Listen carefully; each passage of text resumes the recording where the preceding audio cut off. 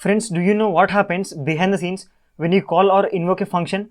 So there are a lot of things that happens inside the JavaScript engine and we'll cover all of them in this video. Just keep watching the video guys. Okay, so let's get started. Look at the first point guys. When you run your JavaScript code, a global execution context is created. We all know that. Next, execution context is created in two phases. First one is creation phase or memory creation phase. Second one is execution phase. Okay guys, this is very important. Always remember that execution phase contains two phases, memory creation phase and execution phase. Next, each time when you invoke or call a function, a new execution context is created and that is called function execution context. Now this is a fundamental core concept guys. Always remember that for every function you call, a separate execution context is created and that execution context is only limited or is only available for that function. And here I have to tell you two things. First thing is, just like global execution context that contains two phases, function execution context will also contains two phases, that is memory creation phase and execution phase. And second thing, function execution context also contains memory component and code component. Okay, that is about function execution context. Next, when the function execution context is created, it will come up with three things. In that, first thing is this variable. Now actually this variable points to window object, but it changes depending upon where you have created the function. Always remember that this variable will not always points to the window object. And also in the case of global execution context, we have seen that at the global level this variable points to the window object, and here also depending upon where you have created the function, this variable points to the window object. Okay.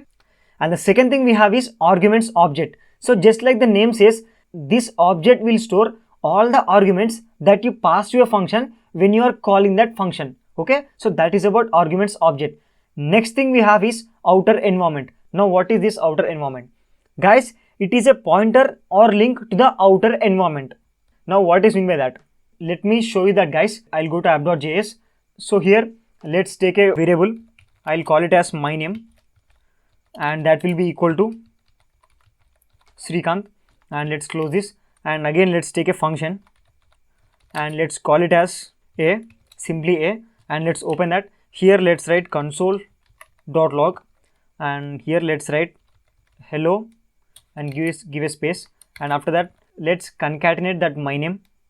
So I'll write my and then name. Let's close this, and now let's call this function. Now let's go to Google. So you can see guys, we got hello Srikanth. So let's go back to VS Code. Now this function accessed that my name variable from outside. Okay, it got that value from outside. Okay, so now for this function, the outer environment is nothing but this Srikanth, this my name variable. So outer environment is nothing but it is a pointer that will point to the outer environment. Okay, so now for this function, the outer environment is this my name variable, this global execution context. Okay, this my name variable is in global execution context, right? So that's why. Now tell me, what is the outer environment to the global execution context? Null, right? Because this is already outside. Global execution context means that is the base. It is already outside. Now what will be the outer environment to that? Null, right? So there will be outer environment to the global execution context also, but that points to null. Okay. Now you'll only understand the purpose of having this outer environment when we talk about scope and scope chain in a separate video. Okay, and also we'll talk about this variable separately in a new video. Then you will understand how this variable is pointed to window object or other things. Okay, now we understood theoretical concept about function execution context, right? Let's take a sample code and let's see what happens from start to end in the execution of that code. Okay, so guys, here is our sample code. First, line by line, let's see the code. Okay, so in the first line we have variable name that is equal to Srikanth. In the second line we have a function that is function A. Inside that we have variable age that is equal to 25. Next we have function B. Here it's very important. Remember that inside the function B, first thing is we are calling function A. Okay, after that we are taking a variable wish equal to hello, and after that we are returning that wish. Okay, we have a statement, return statement here, and that is written in the wish variable from this B function. Okay, and at last in the 10th line we are calling that B function with a separate variable that is called wishes. Okay, so this is about our sample code. Now what happens when we run this code? Obviously global execution context is created and that will be created in two phases. First one is creation phase, right? So let's see the first phase, that is creation phase. So guys, you can see this is the creation phase, global execution context, name equal to undefined. I have already told you in the last video that in the memory creation phase, JavaScript engine always give a special value instead of giving actual value to the variables that is undefined. Okay, so for that reason we got undefined. And second thing is A, that is entire function. B, and again we have entire function. And the last one is wishes, and here also we have undefined as usually. Okay, so this is about creation phase, entire creation phase. Now let's see what happens in the execution phase. Okay, so guys, again this is our same code. Here listen carefully. So this is the execution phase of the same global execution context. First, the name is changed to Srikanth. Why? Because in the execution phase, JavaScript assign the actual value by removing that undefined. Okay, so that's the first thing. If you go to the code part, you can see here first we have name equal to Srikanth, right? That's why first thing happens in the execution phase is name will be changed to Srikanth instead of undefined. Now control flow will see this function. There is nothing to execute. Now it will come down function B. Here there is nothing to execute, same function, and it will come to 10th line. Here we have something that is called invoking the function. So here we are invoking function. Then what should happen? Immediately a new execution context should create, right? Because we have seen every time we call a function, a new function execution context will be created, right? So look at these boxes, two boxes. Here B, I have written in the right side B, right? So immediately a new execution context is created. In that first thing is memory creation phase. In that wish will be undefined. Why? Let's go here again. So here you can see guys, inside the B function we have variable wish that is equal to hello. But remember in the creation phase we have to give undefined, right? So that's why here we have undefined. Okay, that's over. So this is about creation phase. Now let's go to execution phase. Let's see in the code first. We have taken a memory space and we have created variable wish and we have given a value called undefined. Now in the execution phase, what is the first thing that happens? Immediately it will see that A, and here we are invoking a function. Then immediately by giving a pause at this B execution context, it will create a new execution context that is A, right? So for that reason here we have new execution context that is A, and inside the A first thing is again creation phase. What is the creation phase? Here we have age variable that is equal to first undefined. Okay, now what is the execution phase? That age variable should be replaced with 25. Okay, now it is done with function A completely. Okay, now what is the other thing that is left? After invoking the function, after completing the function A, it will come down, it will come back and it will see that okay, I have to change this undefined to hello and I have to return that. Okay, because there are two more things left, right? So let's come back to the B. Here it will replace undefined with hello. Okay, after that we have a special statement that is called return wish. Now what is mean by this return wish is, it is nothing but function is saying that just submit this wish variable to the execution context where I have actually invoked. Okay, remember guys, just submit this wish variable to the execution context where I was actually invoked. Now tell me, where is the B function invoked?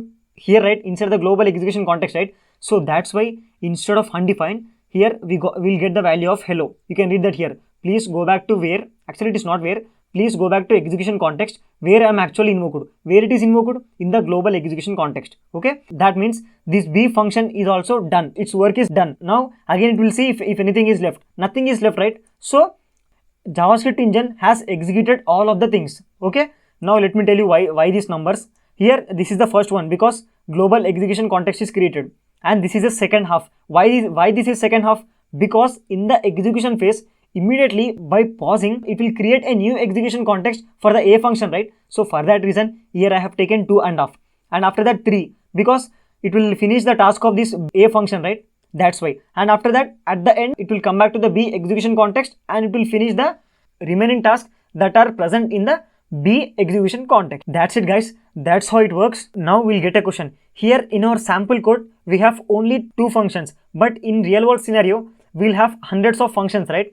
Then how the JavaScript engine is going to keep track of all that functions, and how it is going to understand what are the remaining functions that I should execute, or how it is going to get a clarity that what are the functions that I have completed. There should be some hierarchy, right? There should be some clarity, right, to the engine itself, because it should know which execution context is created and which execution context is pending, right? For that reason we have one excellent thing that is called call stack.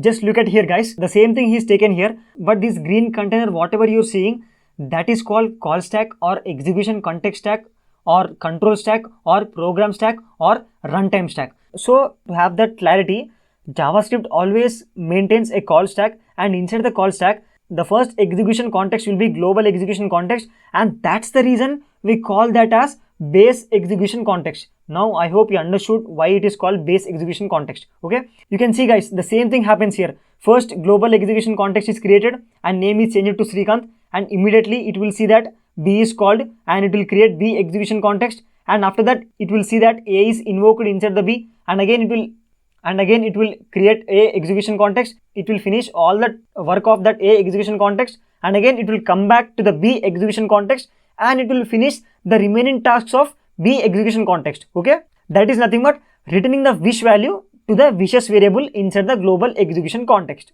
Okay, this is how it works inside the call stack, and this is how it maintains a clarity.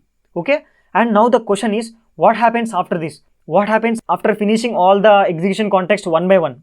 You can see here guys, when JavaScript engine creates execution context for a function, it will go through memory creation phase, it will go through execution phase, right? So immediately after the execution phase, if that work is completely done, it will pop or delete that execution context from the stack. Okay, so that's why first A will be popped, and after that there is still some work pending in the B execution context, right? So it will come back to the B execution context, and after that it will finish the remaining task inside the B execution context, and it will pop that B execution context. Then after that it will come back to global execution context, and here it will do some remaining tasks, and after that it will again remove or delete that execution context stack. Okay, now control flow will stop. After this, the flow of execution will be stopped. Okay, so that is how it works. The main thing here to remember is, as soon as execution phase is completed, as soon as the work is completed of a particular execution stack, that stack is completely popped out from the call stack. Okay, so that's how it will work. So guys, just listen for 2 more minutes. Let me revise you once again. So guys, there will be 3 things that come up with function execution context. First one is this variable, and it will point to window object, but not every time. Second thing is argument object, it will store all the arguments. And third one is outer environment, that is nothing but it's a pointer or link to the outer environment. So this is our code. First global execution context is created, and for that, and in that first one is creation phase, and in the creation phase all the variables will get a special value that is called undefined.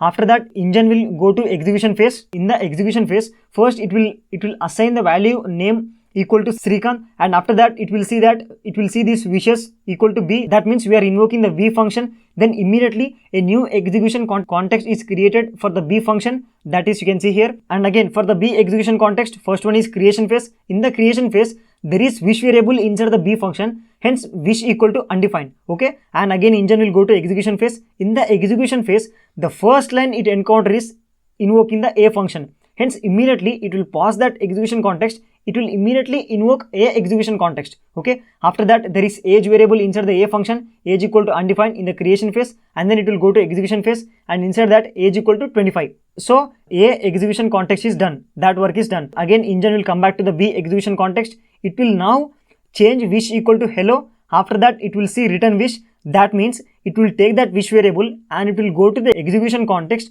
where the B function is called. Okay, so B function is called in the global execution context, that is called with wishes variable. Hence it will assign that wish value, that is hello, to the wishes variable. Okay, that is how it will work. So you can, this is the hierarchy. First global execution context, second B function, third hey function, and after that the last step is one by one, popping out one by one. I have not created that animation slides, so for that I had to take a separate picture and I have to cut one by one. But actually immediately as soon as engine finished all the tasks with A, it will immediately pop that A. Okay, and then it will come back to the B. Okay, so that's how it will work. So guys, that's it. This is how it happens behind the scenes in the global execution context and in the function execution context. Both will contain 2 phases, creation phase, execution phase, and both will contain 2 components, memory component and code component. And that's it guys. I hope you understood, but this is not the end. In the next video, we are going to talk about hosting again, which is very important concept. All you have to do is just hit that subscribe button and follow along with me. Okay. And one more thing, if in case if you want all these pictures, I'll provide them in the form of PDF. Just tell me in the comment sections and I'll see you in the next video. Thank you.